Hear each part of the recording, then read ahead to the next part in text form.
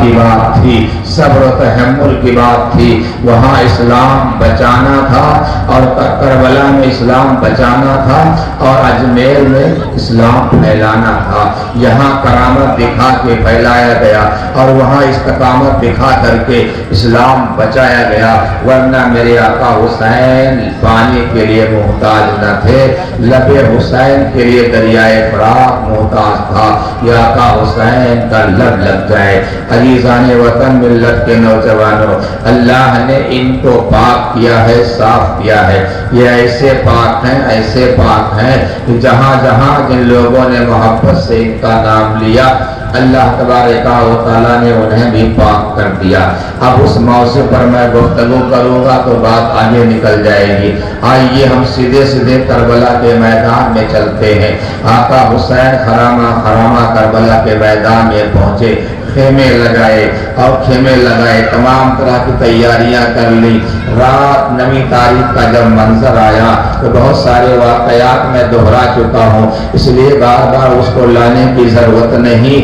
बस ये कहते हुए कि आका हुसैन खेमे में मौजूद होते हैं और अपने साथियों को बुलाकर और आप ऐलान फरमाए, लोगों ये सारे यजीदी हमारे खून के प्यासे हैं, शहादत हमें पेश करनी है, लिहाजा तुम सब के सब यहाँ से जा सकते हो। कोई जाने के लिए तैयार न हुआ तो आका हुसैन ने चिराग को बुझा दिया। अब चले जाओ, बात लंबी है लेकिन समेट के अर्ज करूंगा इसलिए कि वक्त बचाना पड़ता है। आका हुसैन ने चिराग को बुझा दिया। सारे असहाबे हुसैन ने एक साथ होकर जवाब दिया था, ऐ इब्ने रसूलुल्लाह, हम अगर उस चिराग के दीवाने होते तो हम चले जाते। हम तो उस चिराग के परवाने हैं जो हमारा समा चल रहा है। जब तक हुसैन की जान में जान है हम उनके कदमों पे निसार हो जाएंगे।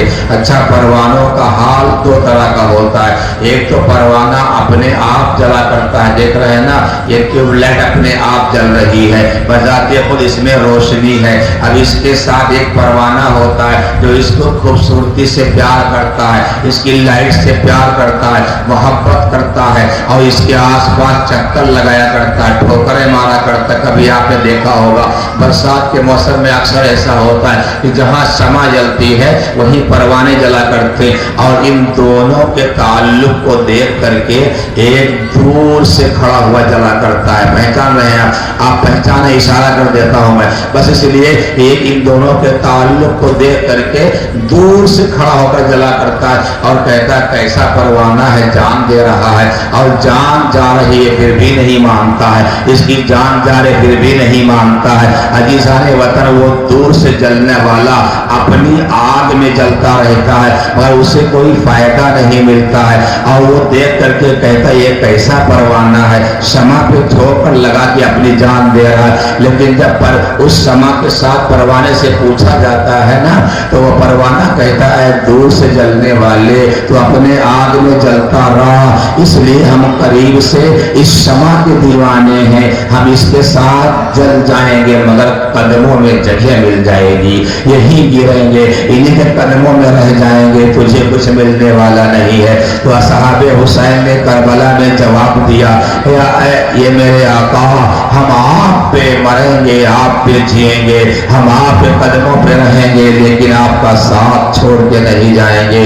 आका हुसैन ने एक बार ये भी कहा कि हमारे खानदान के बच्चों को साथ में ले लो और ले करके मदीने चले जाओ, मगर कोई जाने के लिए तैयार न हुआ। कैसे जाते? असहाबे रसूल, असहाबे हुसैन हैं ये, इसलिए कि असहाबे हुसैन का साथ छोड़ने के लिए तैयार नहीं। इसीलिए तो भारत के प्रधानमंत्री ने कहा था कि अगर हुसैन जैसे असहाब, हुसैन जैसे साथी हमारे पास होते तो 72 नहीं 24 घंटे में हम हिंदुस्तान फतेह कर लेते। अजीज़ाने वतन मिल्लत के नौजवानों, हुसैन के साथियों ने हमें ये पैगाम दे दिया है कि हम उनके नाम पे मरने मिटने के लिए तैयार रहते। और जब आका हुसैन ने खुतबा अजीम पेश फरमाया ना तो सारे यजीदी सुन करके खामोश हो गए ان کی گردنیں جھک گئیں، لیکن حضرت حر جو اس میں تھے آقا حسین کو گھیر کر بہت دور سے لے کے آئے تھے۔ حضرت حر نے خطبہ سنا تو وہ کانپنے لگے، تھرانے لگے، وہ تھرتھرانے لگے اور گھوڑے کو ایڑ لگاتے، کبھی آگے بڑھتے کبھی پیچھے بڑھتے۔ شمر لعین نے کہا کیوں حر کیا گھبرا گئے؟ حسین خطبہ سن کر کے کیا ڈر گئے؟ کہا ڈر نہیں گیا ہوں، نہ گھبرا گیا ہوں، بلکہ میں دیکھ رہا ہوں کہ میں جہنم میں کھڑا ہوں اور جنت ادھر ہے آقا حسین کے پاس جو انہوں نے ارشاد فرمایا ہے۔ اپنے گھوڑے کو ایڑ لگائی جانے لگے۔ شمر لعین نے کہا ہو کہاں جا رہے ہو؟ تم تو بہت بڑے بہادر ہو، ہزاروں سے لڑنے والے ہو، کہاں جا رہے ہو؟ تو حر نے کہا تھا شمر اب تک جو کچھ ہو گیا، لیکن میں نے دیکھا ہے کہ جب آقا حسین خطبہ دے رہے تھے اور خطبہ ارشاد فرما رہے تھے تو میں نے دیکھا کہ عرش کے فرشتے ان پہ سایہ کیے ہوئے تھے، نانا رسول کی آواز آ رہی تھی، ان کا میں کلمہ پڑھتا ہوں، اے یزیدیوں اب یہ دولت تمہیں مبارک ہو، حسین کا قدم ہمیں مبارک ہو، ہم جا رہے ہیں، جانے والے جا تو رہا ہے لیکن سن تمہارے بچوں کو مار دیا جائے گا، تمہارے گھر جلا دیے جائیں گے، تمہارے مکان جلا دیے جائیں گے اور سب کچھ سختیاں ڈھائی جائیں گی۔ حر نے یہی جواب دیا تھا تم گھر جلا دو، مکان گرا دو، اولاد کو جلا دو، سب کچھ کر دو، لیکن یہاں مرنے کے بعد مجھے کچھ نہیں ملے گا اور حسین کے قدموں میں جا کے مر جائیں گے تو جنت بھی ملے گی، حسین کے غلاموں میں ہمارا نام بھی ہو جائے گا۔ تو حر نے یزیدیوں کا ساتھ چھوڑا۔ آقا حسین خطبہ سن کے آقا حسین کی بارگاہ میں آ گئے۔ شام کا وقت ہو گیا۔ اب تفصیلی گفتگو تھوڑی دیر پہلے غازی عباس کے متعلق ہو چکی ہے، ان کے متعلق بیان میں کر چکا ہوں۔ اب آئیے آقا حسین اپنے خیمے میں موجود ہیں۔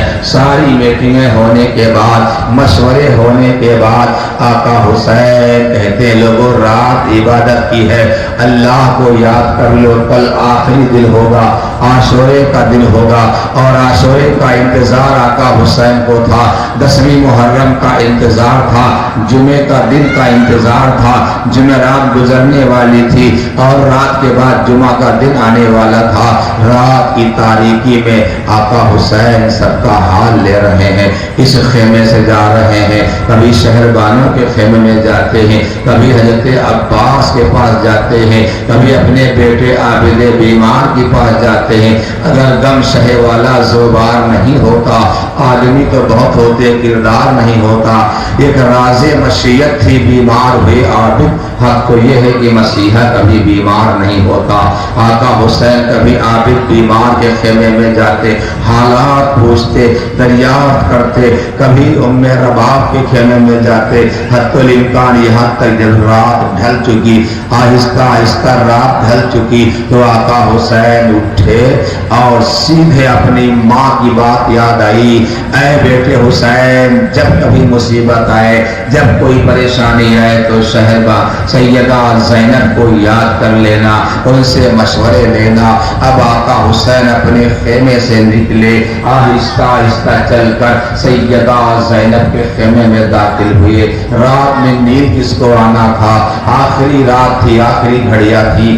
آقا حسین تشریف لے گئے اور محمد کے ساتھ سیدہ زینب بیٹھی ہوئی اللہ کی بندگی کر رہی تھی۔ اپنے بھائی کو آتا ہوا دیکھا تو سیدہ زینب اپنے بھائی کے ساتھ کھڑی ہو جاتی ہیں اور پیار سے سلام بھی کرتی ہے اور قریب جا کر کے اپنے بھائی کے حلقوم کو چوم لیتی ہیں، بوسہ لیتی ہیں اور گلے کو چوم کر کے اشارہ کرتی ہیں بیٹھنے کے لیے، مگر آقا حسین بیٹھنے سے پہلے اپنی بہن سیدہ زینب کے کلائیوں کو چومتے ہیں، بوسہ لیتے ہیں، کلائیوں کو چومتے ہیں، بوسہ لیتے ہیں اور زمین پہ بیٹھنا چاہتے ہیں۔ سیدہ زینب نے سوال کر دیا، اے میرے بھائی جان، بچپن سے لے کر آج تک، مدینے سے لے کر مکہ تک، مکہ سے کربلا تک میں آپ کے ساتھ رہی، لیکن آج تک تو نے ہماری کلائیوں کو نہیں چوما تھا،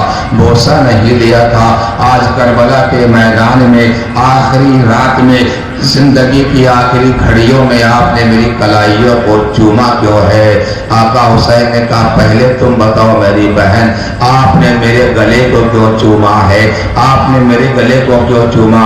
اللہ کے نبی کا یہ شہزادہ جب یہ سوال کرتا ہے نا تو سیدہ زینب کی آنکھیں امڑ آتی ہیں اور کہتی بھائی جان آپ کی طرح مجھ سے بھی میری ماں فاطمہ نے وعدہ لیا تھا، آپ کی طرح میری ماں فاطمہ نے مجھ سے وعدہ لیا تھا کہ اے سیدہ جب تمہارے بھائی حسین پر کوئی مشکل آئے گی تو اس کا ساتھ دینا، اس لیے کہ وہاں میں نہیں رہوں گی، علی نہیں ہوں گے، حسن نہیں ہوں گے، نانا مصطفیٰ نہیں ہوں گے، یہ ساری بار ڈور تمہارے ہاتھ میں ہوگی۔ اے زینب حسین کی شہادت میں تم آدھے کے حصے دار رہو گی، لیکن اس کا خیال رکھنا اے میرے بھائی حسین، میں نے دیکھا تھا کہ نانا مصطفیٰ گلے کو چوما کرتے تھے، مولا کائنات چوما کرتے تھے، سیدہ فاطمہ آپ گلے کو چوما کرتی تھی۔ آج مجھے میری ماں کی وصیت یاد آ گئی اور ماں کی بتائی ہوئی بات یاد آ گئی۔ میں نے سوچا زندگی کی آخری رات ہے،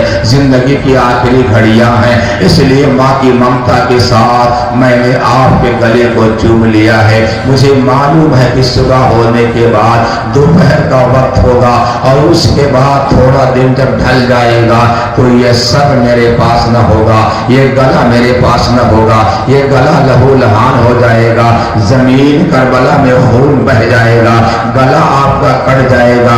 اے میرے بھائی جان، اس لیے